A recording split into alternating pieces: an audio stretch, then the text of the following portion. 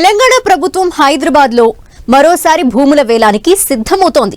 కోకాపేటలో 70 ఎకరాల భూముల వేలానికి హెచ్ఎండిఏ ప్రణాళికలు రెడీ చేసింది. నియోపోలిస్ లేఅవుట్ కి సమీపంలో ఉన్న 70 ఎకరాల భూమిని ఈ నెల 2వ వారంలో వేలం వేయనున్నారు.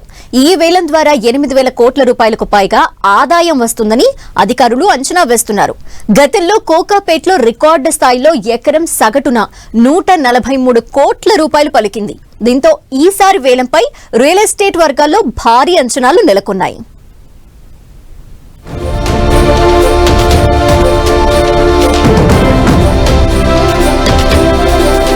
హైదరాబాద్ లో మరోసారి భూముల వేలం.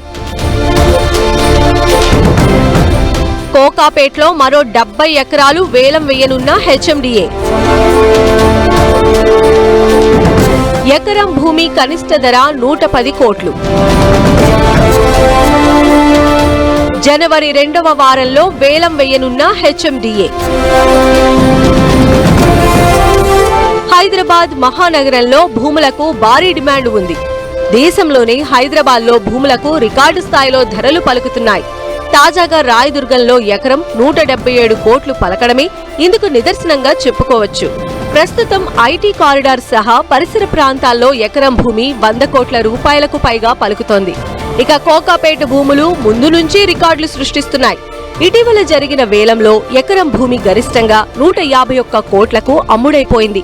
మొత్తం 27 ఎకరాల భూమిని వేలం వేయడం ద్వారా హెచ్ఎండిఏకు 3,867 కోట్ల ఆదాయం వచ్చింది. అంటే ఎకరం సుమారు 143 కోట్ల రూపాయల వరకు పలికింది. కోకాపేట భూముల ధరలు రాష్ట్రంలోనే కాక దేశంలో కూడా సరికొత్త రికార్డులు క్రియేట్ చేస్తున్నాయి.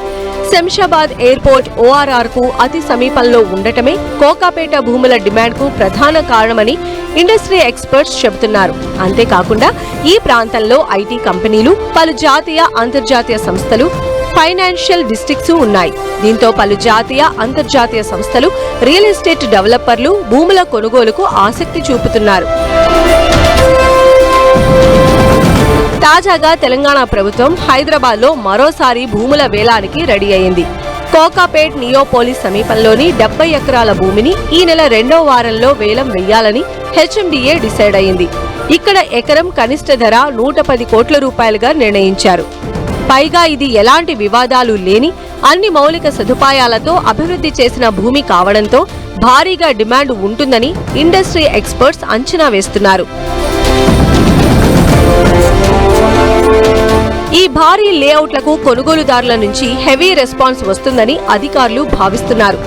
ఈసారి వేలం వేయనున్న 70 ఎకరాల భూమిని 4 నుంచి 5.5 ఎకరాల చొప్పున ప్లాట్లుగా విభజించి వేలం వేయనున్నారు. ఈ భూములను ఫైనాన్షియల్ డిస్ట్రిక్ట్ల ఏర్పాటు కోసం గతంలో పలు ఐటీ కంపెనీలకు లీజుకిచ్చారు.